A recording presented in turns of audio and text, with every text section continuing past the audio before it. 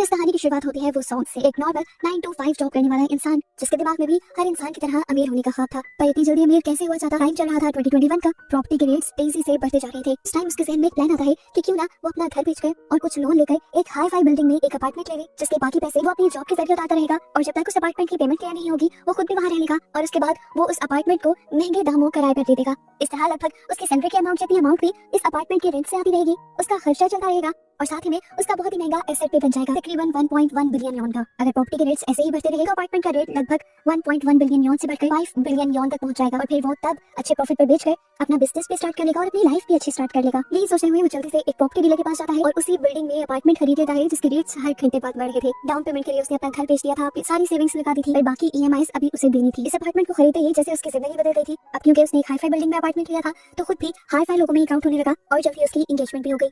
सब कुछ बहुत अच्छा, बहुत आइडियल चल रहा था, लेकिन दरमियान में कोविड आ गया और कोरोना में जहां बहुत सारे बिजनेसेस क्रैश हुए, वहीं पर इन बिल्डिंग्स की और इन अपार्टमेंट्स की कीमतें भी गिरने लगी। टाइम आ गया 2024 का। पता चला कि वो सॉन्ग ने जो अपार्टमेंट खरीदा था उसकी भी कीमत गिरकर सिर्फ 800 मिलियन यॉन की रह गई, जिसे उसने एक्चुअल प्राइस 1.1 बिलियन यॉन मिल गया था और अभी भी वो उसकी ईएमआई उतारने में स्ट्रगल कर रहा था। पूरी सैलरी तो उसकी ईएमआई में ही चली जाती थी। अपनी जरूरत की चीजों के लिए वो डिलीवरी बॉय का काम करने लगा। एक टाइम का खाना वो 3 टाइम में स्प्लिट करके खाता था, यहाँ तक कि वो घर में फैन और लाइट तक नहीं चलाता था ताकि बिल ना आ जाए। चार्जिंग लाइट्स और चार्जिंग फैन ले लिए थे उसने, जिन्हें भी वो चुपके से अपनी ऑफिस की इलेक्ट्रिसिटी से चार्ज करके लाता था और कभी कभार तो खाना भी ऑफिस की कैंटीन से चुरा लिया करता था। जिस तरह इस अपार्टमेंट को खरीदने से वो सॉन्ग की लाइफ में एक बड़ा चेंज आया था, वैसे ही इसकी कीमतें गिरने से भी बहुत ही बुरा और बड़ा चेंज आया। उसकी एंगेजमेंट दोबारा टूट गई और हर तरह से उसका मुश्किल टाइम शुरू हो गया। और इससे भी बड़ी मुश्किल ये थी, उसे हर वक्त इस अपार्टमेंट से कंस्ट्रक्शन की आवाजें आती रहती थी। उसे लगता था कि ये जरूर ऊपर वाले अपार्टमेंट से आ रही है, इसलिए एक दिन वो ऊपर वाले अपार्टमेंट में जाकर शिकायत भी करता है, पर वो आदमी उसे यकीन दिलवाता है कि ये आवाजें उसके अपार्टमेंट से नहीं आ रही थी। अब तो इन आवाजों से वो सॉन्ग के नेबर भी तंग आने लगे थे। वो भी बार बार उसके घर के बाहर नोट लगा कर जाते हैं कि प्लीज अपने घर से आने वाली आवाजों को बंद करो, सब लोग डिस्टर्ब होते हैं। अब वो सोचता है कि वो इन आवाजों के लिए इस बिल्डिंग की ऑनर से जाकर बात करेगा। वो बिल्डिंग के ऑनर को बताता है कि उसके अपार्टमेंट से कंस्ट्रक्शन की आवाजें आती हैं, इतनी ज्यादा कि वो खुद भी सो नहीं पाता और उल्टा पूरी बिल्डिंग वाले भी उसके लिए कंप्लेन करते हैं। वो खुद भी कई मरतबा मेंटेनेंस सेक्टर में कंप्लेन कर चुका है, पर कोई भी उसके कंप्लेन पर एक्शन नहीं लेता। इन्हों उसे कहती है, मैं जानती हूँ कि वो आवाजें तुम्हारे अपार्टमेंट में से नहीं आती, ये बिल्डिंग में होने वाली एक कंस्ट्रक्शन इशू की वजह से है, मुझे 2 महीने का टाइम दो, मैं इसे ठीक कर लूंगी। वो सॉन्ग से कहता भी है कि मैं आपको 2 महीने का कैसे टाइम दे दूं, मैंने इतना महंगा अपार्टमेंट खरीदा है, तकलीफ सहने के लिए तो नहीं, एक रात भी मैं यहाँ पर नहीं सोया। पर तभी इन्हों उसके सामने पैसों से भरा हुआ एनवेलप रख देती है और कहती है बस सिर्फ 2 महीने। और पैसे देखते ही वो सॉन्ग भी खामोश हो जाता है। पैसों की तो वैसे ही बहुत तंगी चल रही थी, जाकर सबसे पहले वो इन पैसों से बहुत सारा खाना लेता है और पेट भरकर खाना खाता है। वो सॉन्ग अगले दिन काफी फ्रेश माइंड से ऑफिस गया था, जहाँ पे उसका फ्रेंड उसे कहता है कि तुमने काफी बेवकूफी की है अपना सारा पैसा एक ही बिल्डिंग में लगाकर। अगर तुम मशवरा करते या मेरी बात मानते, अपना पैसा क्रिप्टो में इन्वेस्ट करते तो अब तक तुम्हें 700 से 800% तक का रिटर्न मिल जाता। वो सॉन्ग के दोस्त को क्रिप्टो का बहुत ज्यादा एक्सपीरियंस था। वो सॉन्ग से कहता है कि आने वाले कुछ दिनों में अगर तुम क्रिप्टो में इन्वेस्ट करो तो लगभग 6 या 7 दिन बाद ही तुम्हें बहुत बड़ा रिटर्न मिल जाएगा। पर वो सॉन्ग से कहता है यार मेरे पास तो पैसे ही नहीं है। उसका दोस्त से कहता है ऐसा मौका बार बार नहीं आएगा, तुम्हें बस 85 मिलियन यॉन कहीं से इकट्ठे करनी है और मैं कह रहा हूँ ना, एक मरतबा तुमने ये काम कर लिया तो तुम्हारा सारा कर्जा एक ही झटके में खत्म हो जाएगा और तुम्हारी लाइफ आसान हो जाएगी।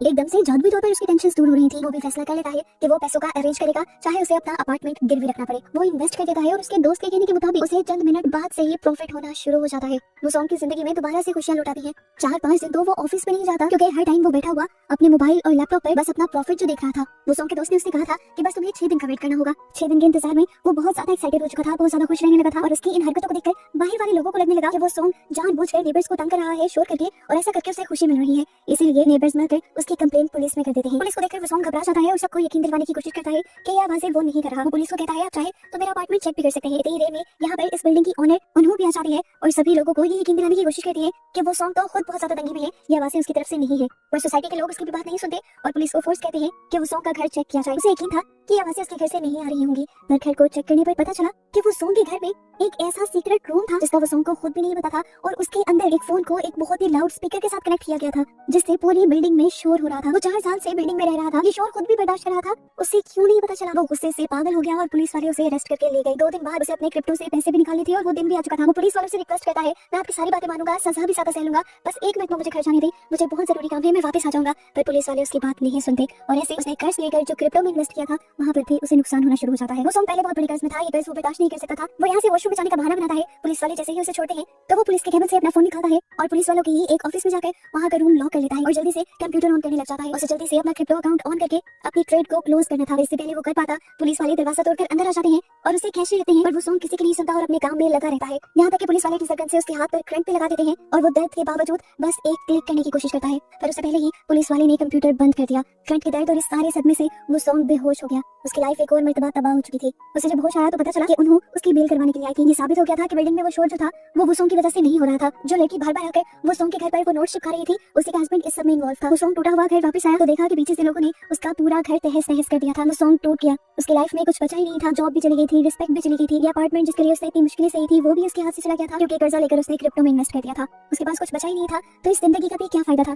वो सुसाइड नोट लिखने लगा, लेकिन तभी उसे अपनी माँ का ख्याल आ गया। वो अपनी माँ के लिए जिंदा रहने का डिसाइड करता है और जिंदगी के इन मुश्किलों से भी लड़ने का फैसला कर लेता है। वो अपना फोन ऑन करने की कोशिश करता है, पर पुलिस वाली लड़ाई में उसका फोन टूट चुका था। और तभी उसे अपने अपार्टमेंट में एक और फोन दिखाई देता है। ये वही फोन था जिसके जरिए बिल्डिंग में शोर किया जा रहा था। वो उसे खोलना चाहता था, पर पासवर्ड उसे मालूम नहीं था। फोन में वाईफाई सिग्नल्स पे आ रहे थे और वो चेक करने लगा कि आखिर की सिग्नल्स आ कहां से रही है। पता चला कि ये सिग्नल उसके अपार्टमेंट के ठीक ऊपर वाले अपार्टमेंट से आ रहे थे। ये जिन्हों का घर था जिसने वुसोंग को पुलिस में अरेस्ट करवाने पर बहुत ज्यादा फोर्स किया था।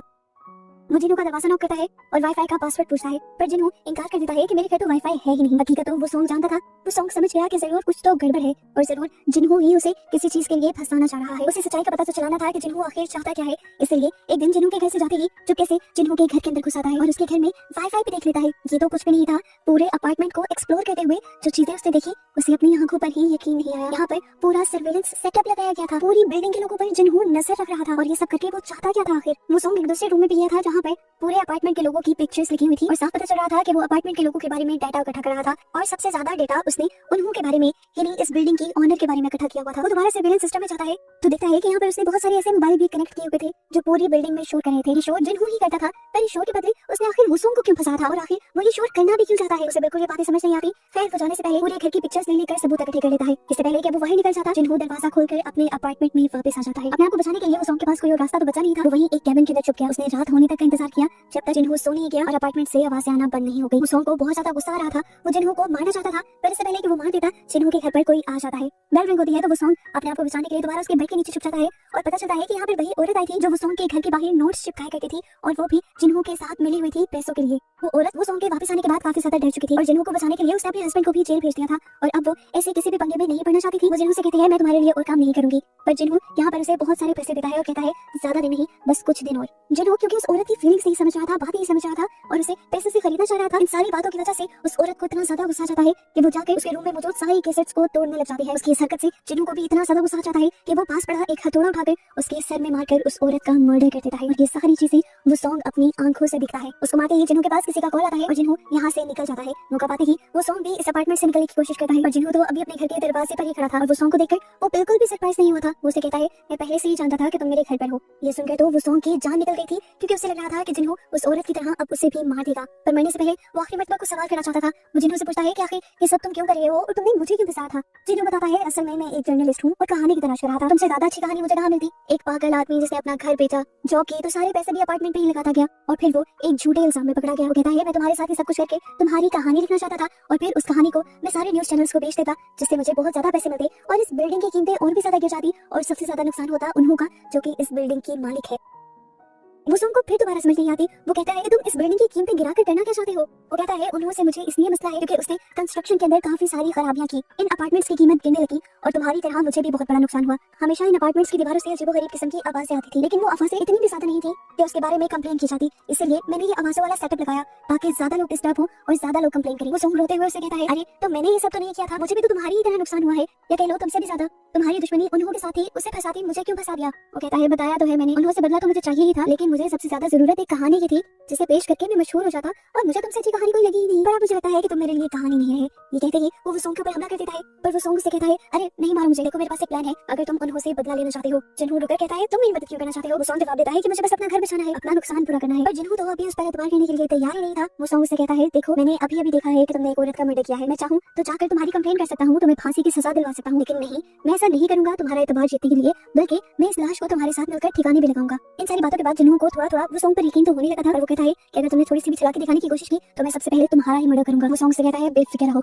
और यहाँ पे ये दोनों पार्टनर्स इन क्राइम बन जाते हैं। इस बात के दोनों जाते हैं इन्हों के पेंट हाउस के अंदर और जाते ही उन दोनों के ऊपर हमला कर देते हैं। उन्हों बहुत ज्यादा घबरा जाती है और जिन्हों से कहता है तुम्हें मैं याद हो ना हो लेकिन तुम मुझे अच्छे से याद भी हो और मैं तुम्हारे बारे में सब कुछ जानता भी हूँ। तुम एक पहले लॉयर हुआ करती थी, फिर इस कंस्ट्रक्शन के बिजनेस में आ गई और तुमने बहुत करप्शन करके बहुत सा पैसा भी कमा लिया मैंने तुम्हारे करप्शन के सारे सबूत इकट्ठे किए थे। इस बिल्डिंग में होने वाले सारे कंस्ट्रक्शन फॉल्ट्स की भी रिपोर्ट्स थी मेरे पास। मैंने न्यूज़ चैनल को दे भी दी, लेकिन तुमने मुझे ही निकलवा दिया। अपने सोर्सेज का यूज करते हुए तुमने वो न्यूज़ चलने ही नहीं दी और फिर इन अपार्टमेंट्स को इनके रेट से डबल करके बेचा। जिन्हों बताता है कि उस दिन से मुझे तुमसे नफरत होना शुरू हुई थी और फिर मैंने तुम्हें बर्बाद करने की ठान ली थी। तभी मैंने ये अपार्टमेंट लिया और तब से ही मैं तुम पर नजर रख रहा हूँ। उन्होंने साफ इनकार कर देती है कि तुम जिसके बारे में बात कर रही हो वो मैं नहीं हूँ। पर जिन्हों उसकी एक नहीं सुनता और कहता है जाकर अपनी अकाउंट बुक ला कर दो मुझे। उन्होंने कहती है मुझे अकाउंट बुक का नहीं पता, ये सारी चीजें मेरे हस्बैंड संभालते हैं और उन्हीं को पता होगी। अब जिन्हों उसे में उसके जख्मी हस्बैंड को घसीटते हुए बाहर ले जाता है, उससे लॉकर खुलवाता है, लेकिन लॉकर में कोई अकाउंट बुक उसे नहीं मिलती। इस टाइम पर वो सॉन्ग इन्हों के सामने खड़ा हुआ था। इन्हों उससे कहती है मैं जानती हूँ कि तुम फुसोंग हो, मुझे माफ कर दो, मैंने तुम्हें धोखा दिया। अगर तुम मेरी आज मदद करोगे तो मैं तुम्हें बहुत सारे पैसे भी दूंगी और ये अपार्टमेंट भी पूरा तुम्हारे नाम कर दूंगी, तुम्हारा सारा कर्जा खत्म कर दूंगी। ये सुनकर वो सॉन्ग से कहता है मैं कुछ नहीं कर सकता। जिन्होंने नीचे एक औरत को मार दिया है और वो मुझे भी मारना चाहता है, तुम्हें तो वो मार ही देगा। इन्हों से कहती है तुम फिक्र मत करो, मेरे हाथ खोलो और अंदर जाओ ऑफिस में, वहाँ पर मेरी पिस्टल है, तुम उसका इस्तेमाल कर लो अपने बचाव के लिए और जिन्हों को मारने के लिए। इन्हों की बात मानते हुए वो सॉन्ग जल्दी से जाकर ऑफिस से गन निकाल लेता है और गन तान देता है जिन्हों के ऊपर। जिन्हों उसे देख लेता है और इसके दिए धोखे पर उसे इतना ज्यादा गुस्सा आता है कि वो उसे ही पकड़कर मारने लगता है। बेचारे वो सॉन्ग के हाथ से गन गिर जाती है और इससे पहले कि जिन्हों उसे पूरी तरह मार देता, पीछे से इन्हों आकर वो गन उठा लेती है। वो ये गोली जिन्हों के ऊपर चला देती है, पर पता चलता है कि इससे जिन्हों ने मरना नहीं था। ये खास किस्म की पिस्टल थी जिसके अंदर से बस बेहोश होने वाली गैस निकलनी थी और इस गैस को सुनकर जिन्हों बेहोश हो जाता है। इन्हों और उसके हस्बैंड तो ये बात जानते थे, इसलिए दोनों ने नाक ढक लिया था और वो सॉन्ग भी सबसे छुपकर नाक ढक लेता है ताकि उन्हें कोई शक न हो। अब इन्हों अपने हस्बैंड से कहती है कि तुम जिन्हों को मार दो। वो आदमी खुद भी बेचारा जख्मी था, लेकिन फिर भी वो पूरी ताकत का इस्तेमाल करता है जिन्हों को मारने के लिए और आखिर उसे मारकर खुद भी मर जाता है। वो सॉन्ग ये सब कुछ देखकर हैरान था। इससे पहले कि वो कुछ भी करता, नीचे से इन्हों आकर उसे हॉकी से मारने लग जाती है। वो सॉन्ग जब बिल्कुल मरने की स्टेज पर आ जाता है तो वो उससे कहती है मुझे तुम जैसे लोगों से नफरत है। चीप गरीब लोग अमीर बनने की लालच में ऐसे बड़े बड़े बिल्डिंग्स के अंदर फ्लैट ले लेते हो, एलीट क्लास की बराबरी करने की कोशिश करते हो और सारी सोसाइटी में गंद फैला देते हो। नफरत है मुझे तुम जैसे लोगों से। देखो अकाउंट बुक ढूंढ रहे थे ना, ये शेल्फ पे रखी हुई थी और तुम्हें नहीं मिली। वो अपने किए गए सारे गुनाह एक एक करके वो सॉन्ग के सामने बताती रही कॉन्फिडेंटली, क्योंकि उसे पता था कि वो सॉन्ग जिंदा तो बचने वाला है नहीं। और कौन जाके बताएगा ये सारी बातें पुलिस और मीडिया को। ये सारी बातें बताने के बाद वो दोबारा से अपनी हॉकी उठा लेती है वो सॉन्ग के सर पर मारने के लिए, लेकिन तभी पीछे से जिन्हों उठकर उसका गला पकड़ लेता है और यहाँ रिवील होता है कि वो अभी मरा नहीं था, बस मरने की एक्टिंग कर रहा था ताकि इन्हों सारी चीजें खुद बोल दे। गलत बात अब वो इन्हों को पूरी तरह से मार देता है। इस टाइम पर जिन्हों की अपनी हालत बहुत ज्यादा खराब थी, वो सॉन्ग से कहता है ये अकाउंट बुक उठाओ और जाकर किसी भी मीडिया हाउस में दे देना ताकि इस बिल्डिंग के बारे में एक एक सबूत सबके सामने आ जाए। वो सॉन्ग भी उठकर उस बुक को उठाता है और इसी बुक के अंदर उसे वो पेज भी मिल जाता है जिसमें सबूत था कि उसने अपना अपार्टमेंट गिरवी रखा हुआ है। ये देखते हुए वो किचन की तरफ बढ़ने लग जाता है और जिन्हों कंफ्यूज होकर उसे पूछता है क्या करना चाह रही हो तुम। तब वो सॉन्ग से कहता है अब और मैं किसी के इशारों पर नहीं नाचूंगा। ये कहते हुए वो माइक्रोवेव के अंदर वो अकाउंट और अपने कर्जे के सबूत दोनों फेंक देता है, जिसके बाद वो यहाँ की गैस चलाकर माइक्रोवेव ऑन करके इस घर से बाहर निकल जाता है। कुछ देर में ये अपार्टमेंट ब्लास्ट हो जाता है और वो सॉन्ग चुप करके तमाशा देखता रहता है। इस पेंट हाउस के चलते ये वो सॉन्ग के खिलाफ सारे सबूत मिल गए थे कि उसने जिन्हों का किसी क्राइम में साथ दिया था या फिर उसने कर्जा भी लिया था। जिसके बाद वो एक बहुत ही ब्रिलियंट मूव चलता है और पुलिस के पास जाकर वो सारे सबूत पुलिस को दे देता है जो उसने जिन्हों के घर से इकट्ठे किए थे। जबकि वो बिल्डिंग के बारे में कोई भी बात पुलिस को नहीं बताता, क्योंकि वो जानता है कि अगर उसने बिल्डिंग के बारे में कोई भी बात बताई तो बहुत बड़ा स्कैंडल बन जाएगा और उनके अपार्टमेंट के रेट दोबारा से गिरना शुरू हो जाएंगे। अब न्यूज में यही खबर चलती है कि इस बिल्डिंग में कोई भी मसला नहीं था, बस जिन्हों नाम का एक इंसान